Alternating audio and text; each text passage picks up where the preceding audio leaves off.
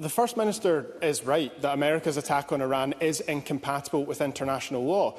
But he's now seeking an answer that we already have about US use of Prestwick Airport. We can see the flight data. We see the flights between Prestwick Airport and Israel by the US military. It's abundantly obvious what they're doing. Spain, a fellow NATO member, has now banned the US military from using their air bases. Their Prime Minister, Pedro Sanchez, said, "You can be against a hateful regime and at the same time against an unjustified and dangerous military intervention that is outside of international law."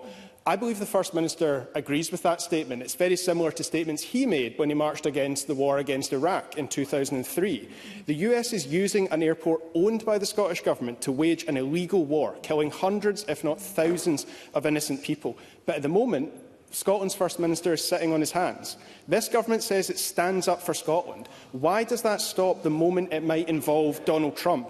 Why won't the First Minister kick Trump's troops out of Prestwick Airport immediately? First Minister.